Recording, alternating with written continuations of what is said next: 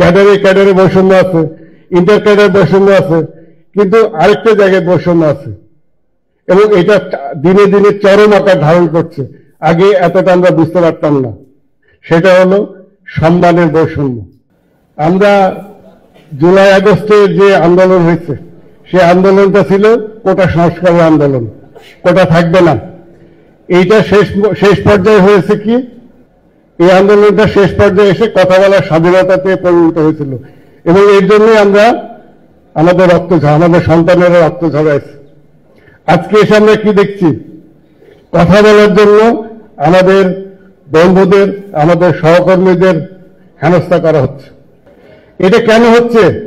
এবং এই যে আমরা 15 বছর কথা বলতে পারতাম না, কেন পারতাম না? তারা সরকারকে একটু একটু করে বুঝাইছে যে কথা বললেই বিপদ, কথা বলতে দেওয়া যাবে না, কথা বন্ধ করেন। এইভাবে তারা সরকারকে বুঝিয়ে বুঝিয়ে আমাদের মুখ বন্ধ করে দিয়েছিল। আমরা কি আবার সেই পথে আগাবো? তারা কি সেই পথে আগাচ্ছে? আমরা চাই না। তবে একটা কথা আমি আমার সহকর্মীদের, আমার বন্ধুদের বলতে চাই, কথা বলার মধ্যে, লিখার মধ্যে শালীনতাটা বজায় রাখবেন। ধন্যবাদ। আরেকটা হলো আমাদের বৈষম্যটা কোথায়? আমাদের বন্ধুরা বলে গেলেন পদোন্নতিতে বৈষম্য আছে, ক্যাডারে ক্যাডারে বৈষম্য আছে, ইন্টার ক্যাডার বৈষম্য আছে, কিন্তু আরেকটা জায়গায় বৈষম্য আছে এবং এটা দিনে দিনে চরম আকার ধারণ করছে। আগে এতটা আমরা বুঝতে পারতাম না। সেটা হলো সম্মানের বৈষম্য। আমি কোথায় দাঁড়ায় আছি? আমি 18 ব্যাচ, আমার এখানে কৃষিকাজের 18 ব্যাচে বন্ধু ভাই আছে। আমি 18 ব্যাচে ওর সঙ্গে যে ভাষায় কথা বলতে পারি, আমার ওই প্রশাসন ক্যাডারে ওই বন্ধুর সঙ্গে ওই ভাষায় কথা বলতে পারি না, কারণ উনি আমার থেকে 2 ধাপ উপরে আছেন। উনি সেকেন্ড গ্রেডে, আমি এখন 4র্থ গ্রেডে। আমার সেকেন্ড গ্রেডে যেতে পারবো কিনা আমি জানি না, কিন্তু ওনাদের ওই যে একটা জনপ্রশাসন সচিব একটা কথা বলছেন, কথাটা খুব ভালো। সবারই আশা থাকে 1 নম্বর গ্রেডে যাওয়ার। তারা যারা যেতে পারেননি তাদের সবাইকে দিয়ে অন্তত একদিন হলেও অবসরে একদিন আগে হলেও গ্রেড 1 দিয়ে তাকে অবসরে যেতে দেওয়া উচিত। আর অন্যদের কথা, আমাদের বন্ধুরা জীবনেও গ্রেড 3 এতে যেতে পারবেন না, কারণ ওনাদের সর্বোচ্চ পদ গ্রেড 4 একটা আছে, গ্রেড 1 একটা আছে, ও জীবনে কেউ যাইতে পারে না। এই ধরনের বৈষম্য কেন রে ভাই?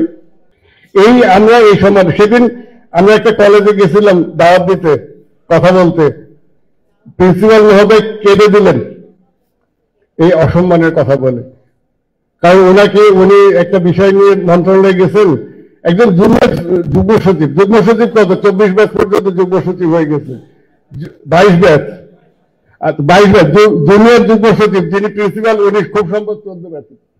ওনাকে বলছেন আপনার চাকরিটা আছে।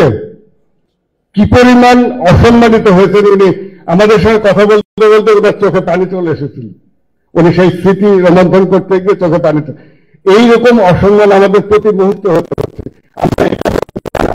আমরা সম্মানের জায়গাটা চাই। ওনারা আমাদের ব্যুরোক্রেসি শিখান। এই যে আমাদের ভাই বলে গেলেন সিঙ্গাপুর, কানাডা, সিঙ্গাপুর ব্যুরোক্রেসির দিক দিয়ে 1 নম্বর। আমরা কোথায় আছি জানেন? 100-র কাছাকাছি। তাহলে ওনারা যে মেধাবী দাবি করে, ওনারা সমস্ত কিছু বিষয় ভালো বুঝেন, সমস্ত কিছু নিয়ে তারা যে বিশেষজ্ঞ পর্যায়ে আছেন, তাহলে আমাদের ব্যুরোক্রেসি 100 নম্বরে কেন? আমরা এটা জানতে চাই, কেন আগাতে পারছি না? শিক্ষানীতি, স্বাস্থ্যনীতি বলে গেছেন। আপনারা দেখেন শিক্ষানীতির কি অবস্থা। আমরা 16 বছরে আমাদের বাচ্চাদের কি শিখাইছি, বাচ্চারা জানে না, আমরা জানি না। আমি আমার বাচ্চাকে পড়াতে পারি নাই। আমি কোনোদিনই বলতে পারি না যে ভাই বাবা তুমি এটা পড়ো।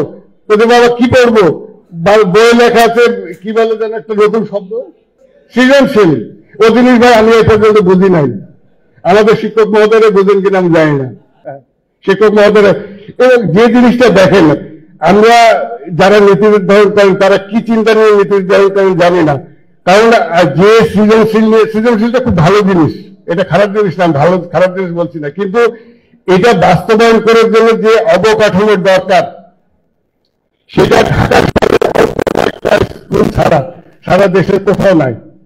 তাহলে আমরা কি ঢাকা শহরে এই কয়টা স্কুল দিয়ে চলতো? আমার অন্য কোনো স্কুল দরকার নাই? আর দেখেন আরেকটা জিনিস আসছে, বিভাজন করতে যাচ্ছে তারা। ওরা ভয় পেয়েছে, আসলে ভয় পেয়েছে। তারা এই আমাদের একতা দেখে তারা ভয় পেয়েছে, ভয় পেয়ে তারা শিক্ষা এবং স্বাস্থ্য সর্বদা ওনার সংখ্যা অনেক বেশি, তাদেরকে আলাদা করে দিতে যায়, কমিশন করতে যায়। খুব ভালো কথা, কমিশন করলে তারা কি তাদের কমিশন নীতি নির্ধারণ কারা করবে? মন্ত্রণালয় আপনাদের দিবে? কোনোদিনই না, মন্ত্রণালয় ওরা ছাড়বে না। বিচার বিভাগের মন্ত্রণালয় এখনো ছাড়ে নাই, মন্ত্রণালয় তারা দখল করে রেখেছে। অতএব ওই মূলা ঝোলে লাভ নেই, আমরা বুঝে গেছি তোমাদের মূলা কোথায়।